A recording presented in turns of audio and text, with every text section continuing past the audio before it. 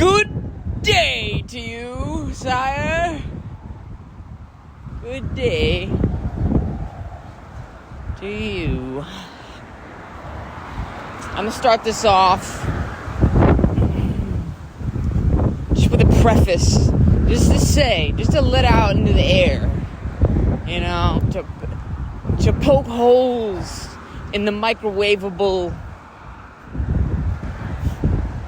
TV dinner that this stream of communication is from me to you. That this is 100% cruelty-free content.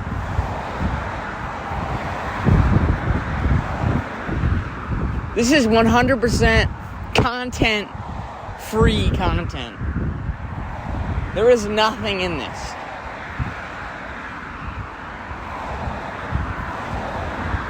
But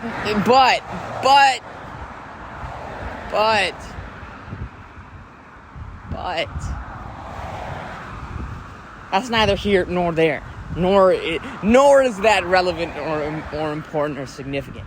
I just thought I'd let you know beforehand that this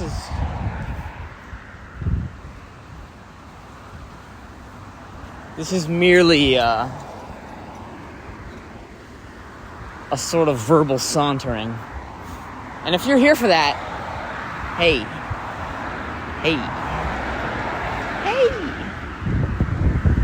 then we're good. Alright, seatbelts on. Let's get ready to rock and roll, mofo.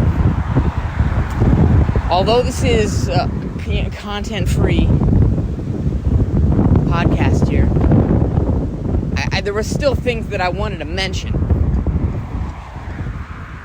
Like 2 or 3. Maybe even 4. The first one has to do with Magick. Magick with a C and a K at the end. Not just the C. Magick. High magic. Tarot cards. Etc., etc. I like Duncan Trussell. Duncan Trussell helped create the show, the animated series, Midnight Gospel. And on the Midnight Gospel animated television show is a man named Jason Louv. And Jason Louv is a magician. He's not a David Blaine. He's not a Chris Angel magician. He's a magician of other sorts. He's the soul bird. And what this magician is more or less about is like a sort of meditation magician. A mindful magician. A magician of alchemy. Take one state of matter, take one state of metaphysical reality, and transpose it, transform it, turn it into something else. Kind of magic.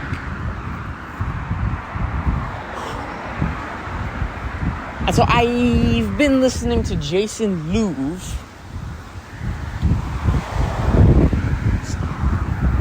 Tidbit, a wee little bit, and what do I have to share about my experiences with that?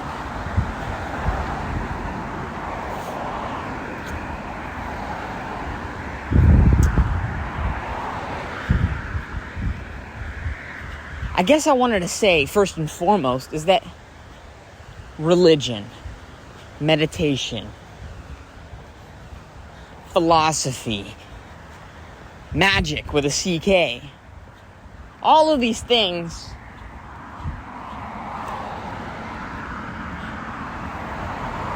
they're all pointing to the same freaking thing.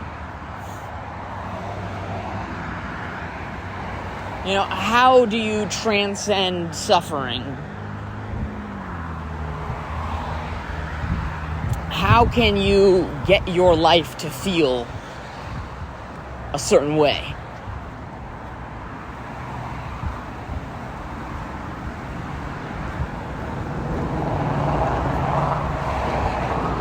You know, in religion, they're like, here are the 10 Commandments, here are the things you don't do, here are the things you do, here are a whole bunch of lessons and whatnot. And if you kind of stick to these things, then, you know, here's a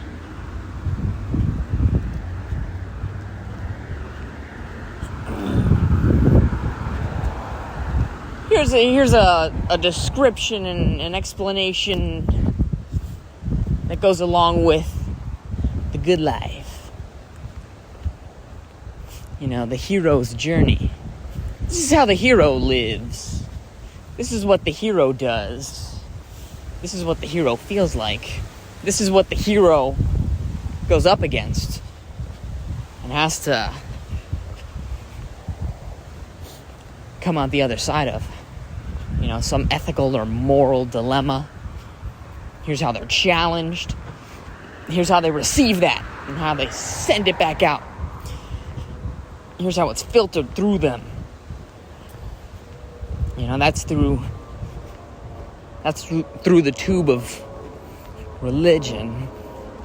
And then there's mindfulness, and mindfulness is like, well, you want to pay attention to the contents of your consciousness. And not just kind of ride around with this thing on autopilot.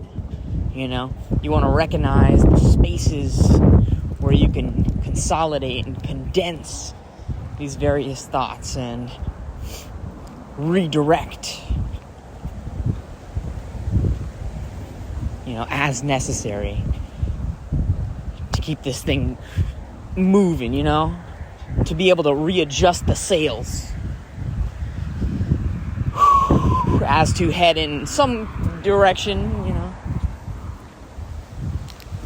you know, reach America instead of, you know, getting swept off and find yourself in the ports of India.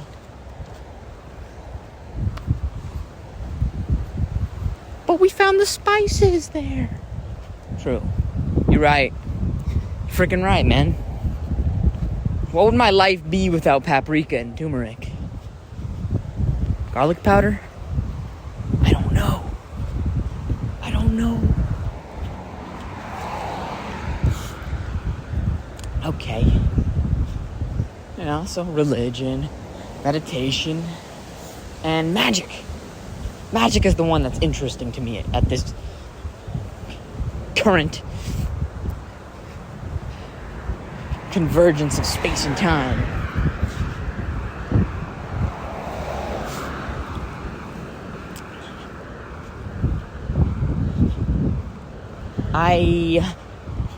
I want to transport back to Jason Louv for a moment, just to touch on something that he touched on. And he said, magic. You know, I want you to compile some sort of description of what magic is to you. You know, what do you think magic is?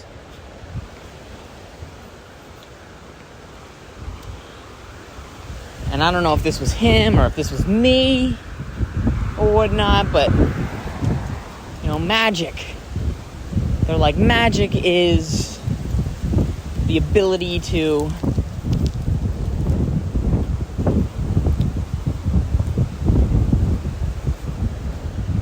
or he's like, take magic. If it was real, you know, what would you do with magic? You know, whatever that thing is, that's what magic is. It's like, oh, I would take, you know, I would give myself the ability to do anything at the snap of fingers or a blink of an eye, to transcend, to overcome, you know, and whatnot. And more or less, this is what, you know, magic is.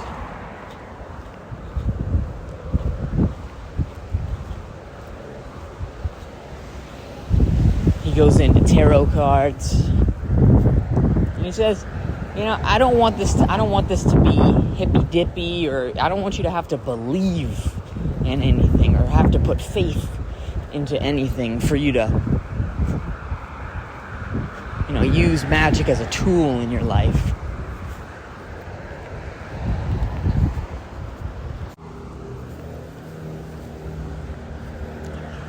So I think the video that he made was titled something like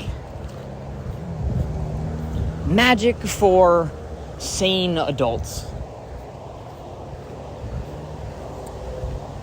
And this whole thing was just about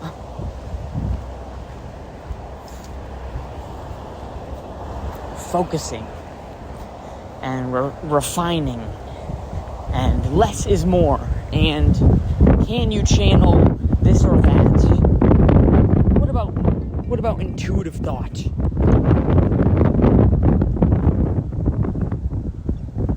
And so he said, tarot cards, it's not like you need to be able to read them and recite these things and tell stories with them, and you definitely shouldn't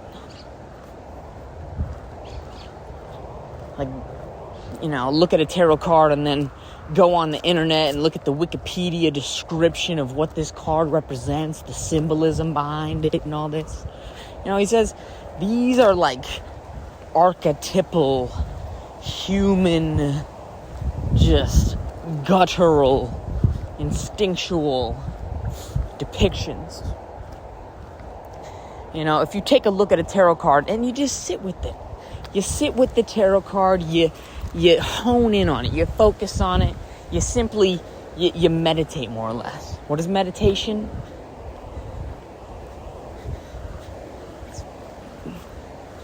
It's like holding yourself, holding your body still for a certain amount of time. Can you simply, like, everyone has 5 minutes to do absolutely nothing. No matter how busy you are, you have 5 minutes. If you have that 5 minutes to sit down and do absolutely nothing at some point, just watch. Just watch as habits will take over, You'll want to get up and move, maybe, stuff your face with something, or scroll on some app. Or you'll find little ways to keep momentum riding around your body and, keeping yourself doing whatnot.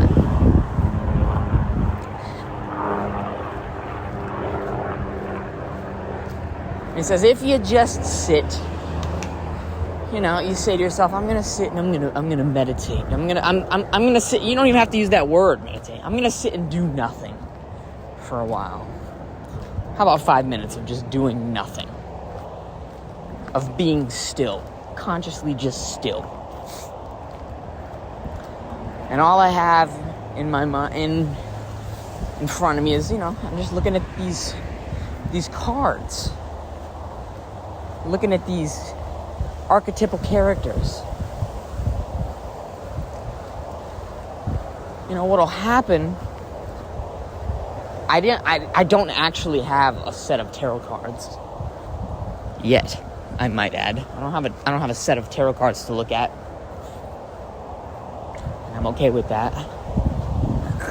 But I'm not against it.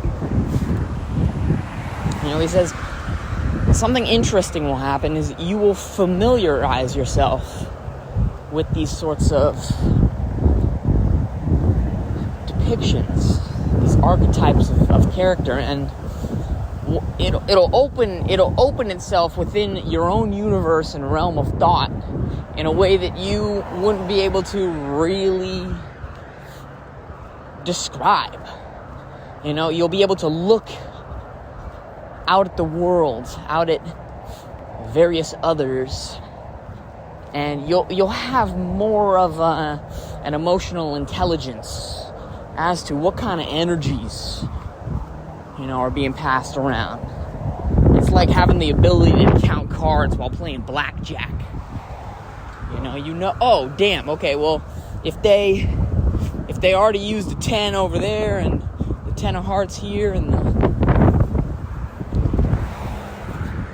and the ace of spades right there, that means that's just a few more things that I don't have to add into the variables of things to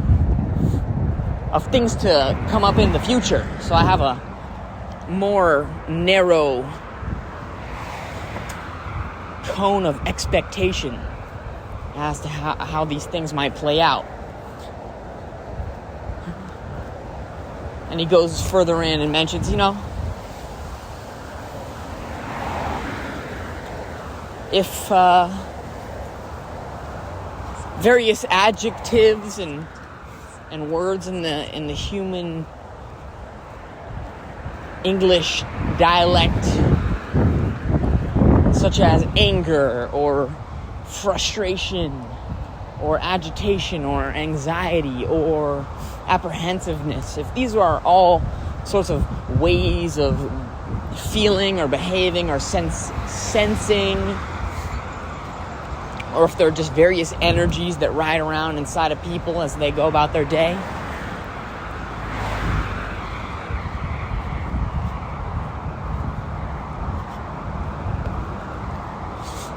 that these tarot cards are merely just another set of that kind of thing. It's a realm adjacent to that.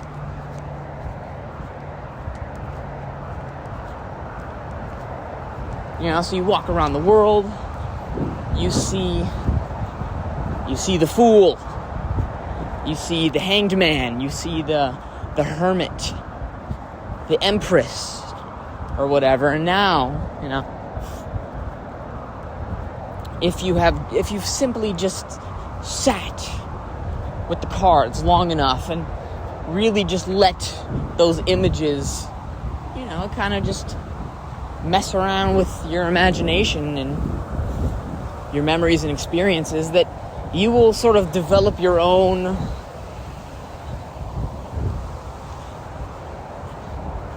recipe and ratios with these kinds of things.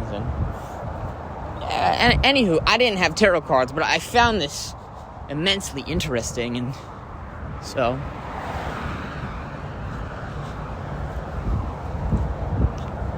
yeah. Next on the list is I went to sleep and autoplay was on the YouTubes, and I happened to fall asleep to a video of Jason Louv and meditation. What is it? XYZ. And in my dreams, I had been affected. Dude, I had the wildest, most awesome dream ever. I had the kind of dream where I woke up and I was like, damn, I could totally... Life, existence, consciousness, awareness itself is... I can do anything. I woke up kind of like that. I was like, I can do anything. But wait, but how? Shit. What the hell?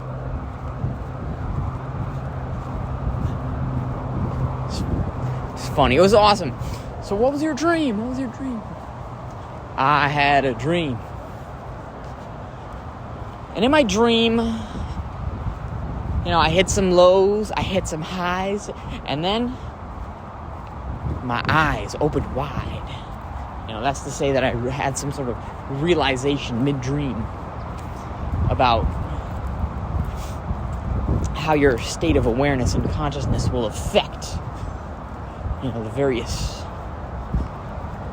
ways you will feel about your experience. So in the beginning, it was kind of like a low, like a, ooh, I'm being scolded, or there's someone who's sort of just putting out bad vibes in the air like that, and I just happen to feel bad because I'm around that. Someone farted And I had to smell that, but with their words, verbally, how they were speaking, blah, blah, blah. And then, I don't even know, like, for whatever reason, I realized that I was dreaming. Like, in that moment, I was like, oh my God, I'm in a dream.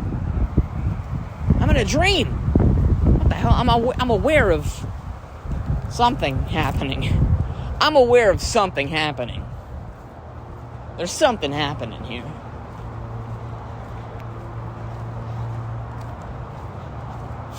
I was actually aware of the fight or flight or freeze response in me in that moment. Before, maybe like a week ago, I listened to an Andrew Huberman podcast, and what Andrew Huberman had spoke about the other day was the fear response. That there are different neural pathways, different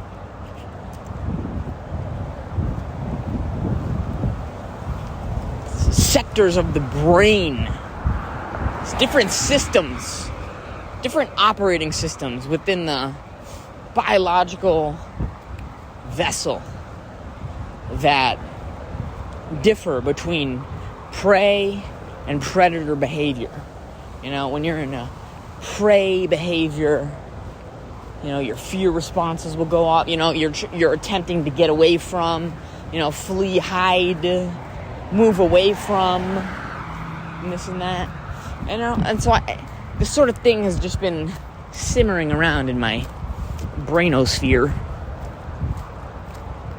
to the point where,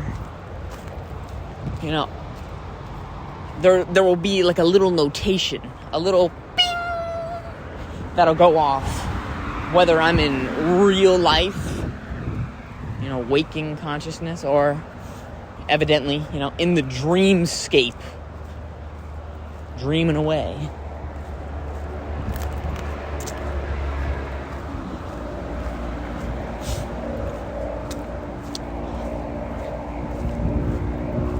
And so in the dream state, I was like, oh, damn, I'm operating from that sort of fear system, trying to get away from, trying to hide away from, trying to not confront, trying to just escape this thing. And in that moment, when I recognized that, I was like, nice. I was no longer, it was like I was freed. I was freed. Knowledge is power. All that had to happen was to know what was happening to me, to know what was happening chemically that was causing me to behave as this or that, to flee. Fear response. The moment I recognized that, I was like, oh, well, I don't want to operate like this anymore. And then,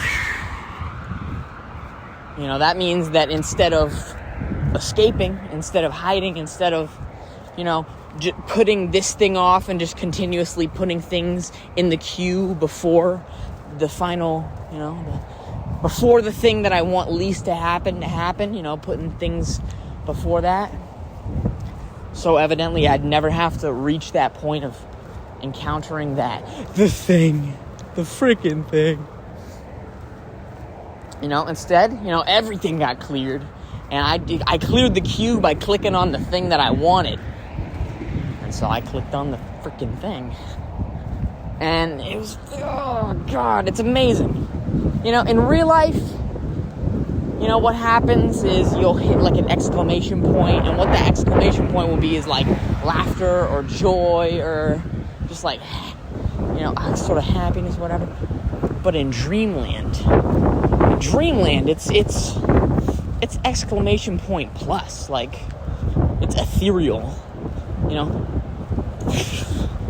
everything becomes ecstasy and ecstatic. You look around, smiles. You look around,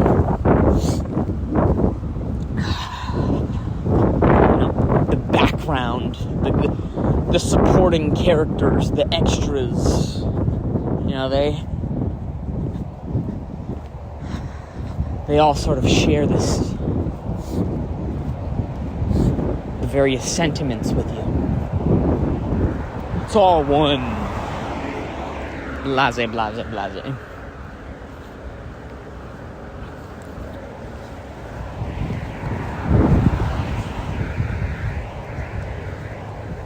No, so after I came from that low and I crawled out because knowledge is power, and I realized operating from flight of the fear response is not conducive to your greatest of potentials. You know, that's where the dream shifted for a while. And things were good. Things were great. Things were freaking awesome. Freaking awesome and exciting.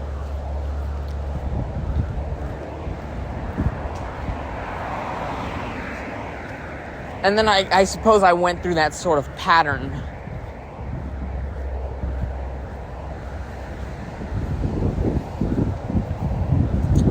A few more times.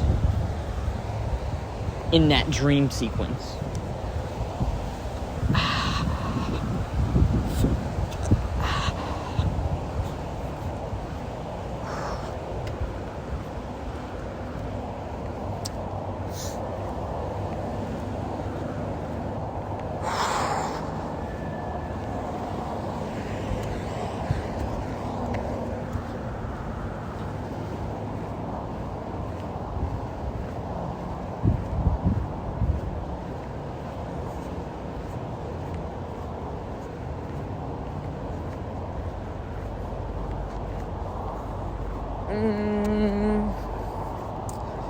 Yeah. So, you know, as of now, I'm kind of just chilling at a plateau. The momentum has died down. Nothing I really want to climb back up to fall back down upon to reach maximum velocity yet again, terminal velocity yet again. But I will say, as a closer here,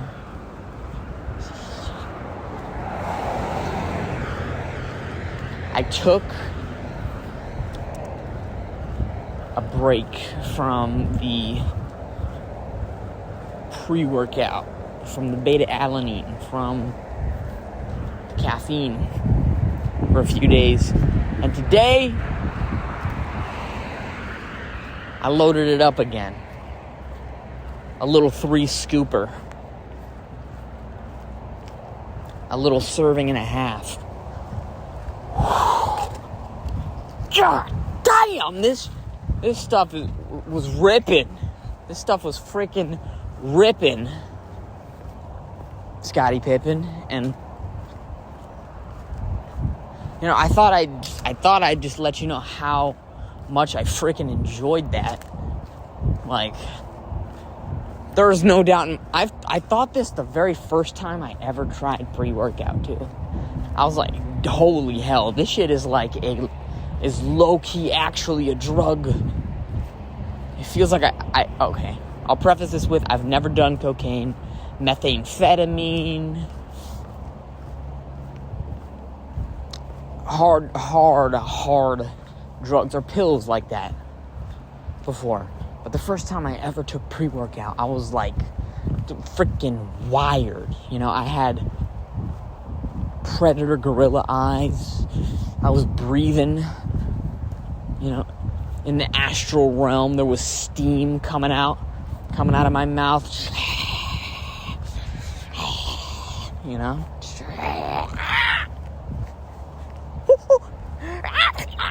Freaking crazy. And so, you know, today, I took that little 3-scooper, and after a little tea break, little tolerance break for me. And yeah, oh my God, I enjoyed it again. It was amazing. This sort of feeling feels like you just want to lift something. You just want to sprint. You just want your muscles to feel like they're overcoming some sort of resistance.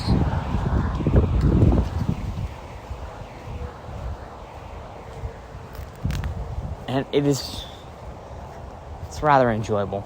It's nice. It's pleasant too. So, I think that's all for the content-free content, for the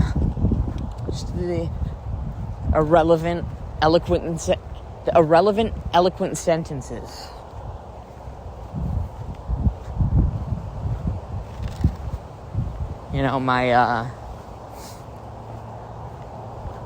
My penmanship.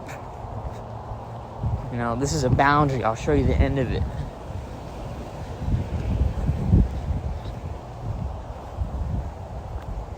Yeah.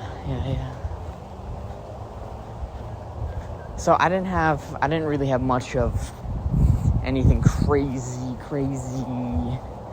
significant to say. I didn't have to get on any soapboxes or freaking run out into the streets wide-eyed and big mouth like, "Hey, did you hear the news?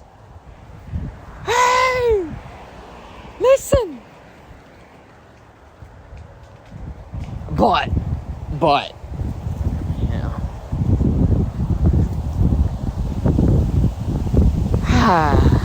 I had an enjoyable time doing this little thing right here. I've been freaking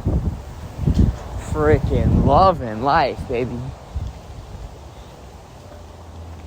You see, I've come into this little liminal space within my own mind at times, and I phase in and out of it. But more frequently, this sort of message, this sort of way of life comes back around to me, and it says, you don't gotta lie to kick it, my homie. You ain't gotta lie. And I like that. I love that even. I love that. Because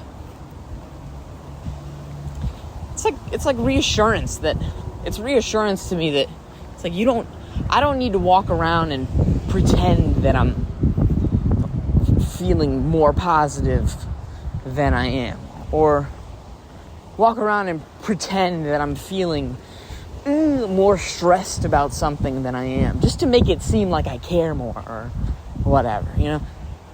Life is showing me that it's like you feel. Try and display how you feel the most accurately as you can, and you'll be all right. You can tolerate pain and discomfort at some amazingly unfathomable levels, but the moment that what we can't tolerate. We can't tolerate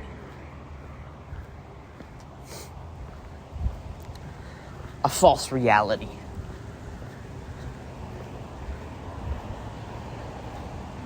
Why are we even doing that?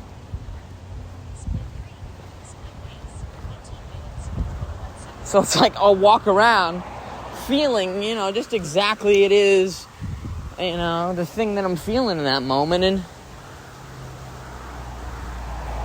it's almost like life, like loosening its grip on me. Like, hey, all those ways you were worried to feel, all these sorts of ways that you felt but wouldn't show for whatever reason, and you had this sort of face on or mask up or persona to be.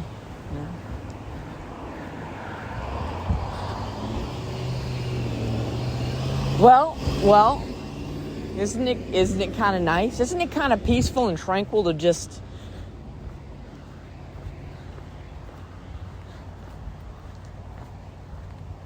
change as you do, naturally.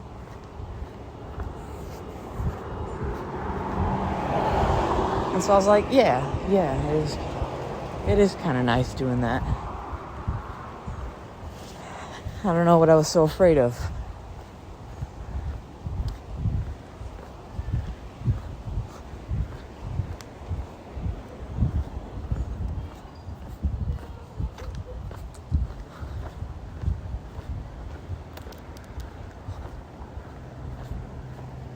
And so, so I think that's the final tidbit I'd like to let you know about before I skedaddle. So I'm a skedaddle. I'm a see you later, alligator.